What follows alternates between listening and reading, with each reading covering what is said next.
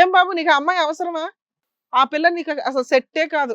ఇక్కడ వీళ్ళ కాపురం నిలబెట్టాలి, వీళ్ళ పిల్లోడిని కాపాడాలి కాబట్టి మాట్లాడుతున్నాం. మీ ఇద్దరిని పెళ్లి చేసుకోమని అయితే నేను సజెస్ట్ చేయట్లా. లిటరల్లీ ఆ అమ్మాయి నిన్ను పెళ్లి చేసుకోవడానికి పనికిరాదు. ఆవిడకి తగ్గ జెంట్స్ బయట వేరే ఉంటారు. ఆవిడ ఆల్రెడీ చిట్లు బిజినెస్ చేస్తుందంటే కాస్త ముదురుగానే ఉన్నట్టు. ఎందుకంటే ఒక డబ్బు వసూలు చేయాలంటే మామూలు విషయం కాదు. 10 మంది మీద 20 మంది మీద అమ్మాయి డీల్ చేస్తుంది. 10 మంది మహిళలు మెయింటైన్ చేయడం అంటే మామూలు విషయం కాదు కదమ్మా. ఆవిడ చాలా తెలివితేటలు ఉన్నాయి. నువ్వు నిస్సహాయం, మీ ఇద్దరి మధ్య ఫిజికల్ రిలేషన్ ఉంది. పెళ్లి చేసుకోవాలని ఆవిడ కదా వెంపర్లాడాల్సింది. నాకు టైం స్పెండ్ చేయడండి అని ఆవిడ రివర్స్ అయి మాట్లాడుతుంది. అలాంటి వ్యక్తిని నువ్వు పెళ్లి చేసుకుందాం అనుకుంటున్నావా? నీ కర్మ తెలుసా? నువ్వు చేసుకుంటానంటే మేమేం చెయ్యం. అయినా కానీ మీ ఇంట్లో వాళ్ళకి ఒకసారి ఈ విషయం చెప్పు. ఎవరి ద్వారానో తెలిసిన తర్వాత ఎందుకురా ఇట్లాంటి అమ్మాయి నువ్వు చేసుకున్నావని మళ్ళీ వాళ్ళు ఏదో గొడవ పడి ఈవిడెళ్ళి మళ్ళీ 498 డీవీసీలు ఫైల్ చేసి అప్పుడు కోర్టుల చుట్టూ తిరుగుతుంటే నీ బాధ నీకు అర్థం అవుతుంది. తెలుసు వాళ్ళ ఇంట్లో వాళ్ళకి ఏది నీ బాగోతుంది తెలుసా తల్లి? చెప్తే నీ ఇష్టం, నీకు నచ్చింది నువ్వు చేసుకోమని వదిలేశారు వాళ్ళ పేరెంట్స్. అంత బలిపోసం అనమాట ఆ పిల్లోడైతే. ఏమ్మా మీ ఇంట్లో వాళ్ళకి తెలుసా? తెలియదు మేడం ఇదంతా. తెలుసు. ఎవరో చెప్పే ఉంటారులే పోగేసి. ఏం చేద్దాం ఇప్పుడు? అబ్బాయిని ఏం చేద్దాం చెప్పు? బలిపోసం చేద్దామా, ఫ్రీ ఇస్తావా? లేదు, నాతో మంచిగా ఉంటే ఉంటాను. నీతో మంచిగా ఉండడు, ఇట్లాగే ఉంటాడు. ఏం చేద్దాం? తన ఇష్టం. ఇంకా నీ ఇష్టం ఏంటి? అబ్బాయి నీతో మాట్లాడకపోతే వదిలేస్తావా? మరి నన్ను ప్రేమగా చూసుకొని నాతో టైం స్పెండ్ చేసి నన్ను హ్యాపీగా ఉంచుకుంటేనే నాకు కావాలి. మీ ఇద్దరికి ఫిజికల్ రిలేషన్ ఉందంట, నిజమేనా? ఎవరికి? మీ ఇద్దరికి ఉంది. మరి ఎట్లా వదిలేస్తున్నావు నువ్వు? తను ఆ కాసేపు తన సుఖం చూసుకొని వెళ్ళిపోతున్నాడు. తర్వాత నా పరిస్థితి ఏంటని అర్థం చేసుకొని నాతో మంచిగా ఉండనప్పుడు ఇంక మరి అది ఉన్న సుఖమే ఉంది నాకు. రోజు మంచిగా ఉండడం కుదురుతుందా? నువ్వు వచ్చేది వీక్లీ ఒకసారి. అవునమ్మా, పెళ్లి చేసుకున్నాక 24 hours ఉంటాడు కదా. ఇప్పుడు లేండి, అప్పుడు వచ్చేది వారానికి ఒకసారి ఫోన్ తీసుకుని వస్తాడు, తను చూసుకుంటాడు, ఫోన్ తీసుకొని వెళ్ళిపోతాడు. ఏ సిగ్గుందా నీకు? సిగ్గు లేకుండా మాట్లాడుతుంది ఒక ఆడపిల్ల. నీతో పడుకుని ఈ రోజు అంత బహిరంగంగా పబ్లిక్ ప్లేస్ నాకు వద్దండి అంటుంది. వారం రోజులకు ఒకసారి వచ్చేది. ఆ అమ్మాయి దేని గురించి మాట్లాడుతుందో తెలుసా? అది కావాలి ఆవిడకి రోజు. దాని గురించా నువ్వు ఇలాగా? తనకు కావాలి, నాకు హ్యాపీనెస్ కావాలి, నాతో అదే నీకు టైం స్పెండ్ చేయడం కావాలి. నేను ఉన్నాను. తను కాసేపు వస్తున్నాడు, పని చూసుకున్నాడు, ఫోన్ వచ్చిందని చెప్పేసి వెళ్ళిపోతున్నాడు. మళ్ళీ ఆదివారం నాడు వస్తాడు, ఆ రోజు హాలిడే కాబట్టి. ఏమ్మా ఏంటి పరిస్థితి? నువ్వు 24/7 ఉండాలి అక్కడ. ఆ డిసైడ్ అయ్యాక అమ్మాయి కావాలో వద్దు నువ్వు డిసైడ్. అందుకే 3 months బ్యాక్ పెళ్లి త్వరగా చేసుకుందాం అంటే నాకు కంపెనీలో ఎక్కువ ఇస్తానన్నారు. ఆగిన తర్వాత సెటిల్ అవుదావు ఈ లోపు అని చెప్పేసి ఆపేశాడు.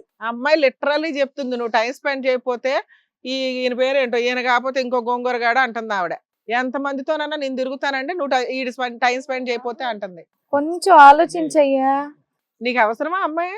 మేమైతే ఈ ఎపిసోడ్ లో మీ ఇద్దరు కలిసి ఉండడానికి నేనైతే యాక్సెప్ట్ చేయట్లా. నీకు ఈ రోజు టెంపరీగా ఆవిడ మీద ఇష్టం ఉండొచ్చు, కానీ ఆ అమ్మాయికి నీ మీద ఇష్టమే లేదు. ఏదో ఇక్కడ ఏదో ఫిజికల్ గా అయ్యింది, నాకు టైం స్పెండ్ చేస్తే ఆయనకి ఛాన్స్ ఇస్తానండి, లేకపోతే లేదు అంటున్నాడు.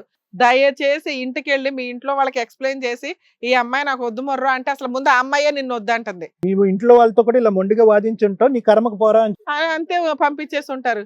నీకు అవసరమా పిచ్చదే? నువ్వు తవ్వుకున్న గొయ్యలు నువ్వు దుంకేస్తానంటే ఎవడ ఆపుతాడు ఇక్కడ?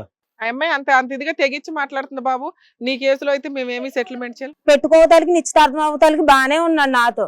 నిశ్చితార్థం అయిన దగ్గర నుంచి అసలు నన్ను పట్టించుకోవట్లేదు. అదే పడి ఉంటదిలే అని చెప్పేసి. నువ్వు ఆగమ్మా. అమ్మ నువ్వు మహిళ అయిపోయావు కాబట్టి నీతో నేనేమీ మాట్లాడలేకపోతున్నాను తల్లి.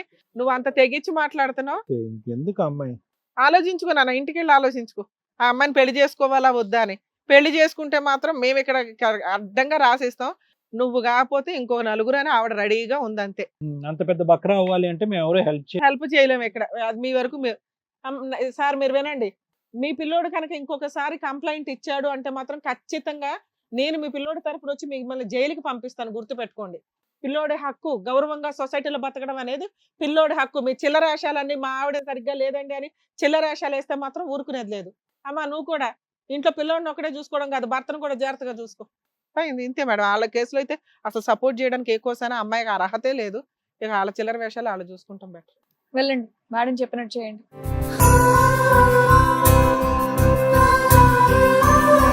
రాహుల్ సార్ కూడా చెప్పారు, మళ్ళీ మళ్ళీ ఆలోచించుకో, దాని తర్వాత డెసిషన్ అనేది నీది, నీ ఇష్టం.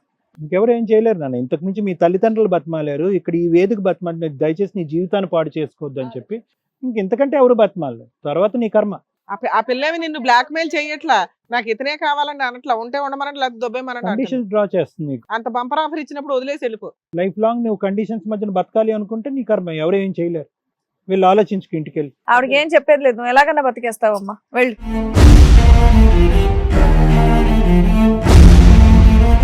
విచిత్రంగా ఎంత విడ్డూరంగా ఉందో చూసారా. పిల్లోడితో పిల్లోడి ఒకసారి గురించి మాట్లాడదామా? పిల్లోడితో ఆ. మాట్లాడదామా? ఒక్కసారి పిల్లోని రమ్మనమ్మా. నాన్న మమ్మల్ని నమ్ముకొని మీరు మీ అమ్మగారు వచ్చారు.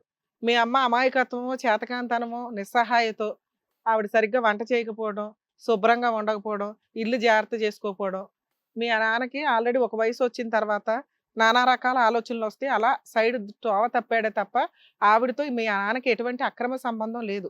జస్ట్ ఒక ఫ్రెండ్ లాగా ఎంజాయ్ చేస్తున్నాడు. అలా సొసైటీ ఏదో మాట్లాడిందని సొంత తల్లిదండ్రులను వదులుకొని సూసైడ్ అటెంప్ట్స్ దయచేసి చేయకండి. ఇంకో 5 years అయితే సొసైటీ ఎలా ఉందో మీకు అర్థమవుతుంది. మేము గట్టిగా గడ్డి పెట్టాం, వాళ్ళిద్దరిని కట్ చేసాం.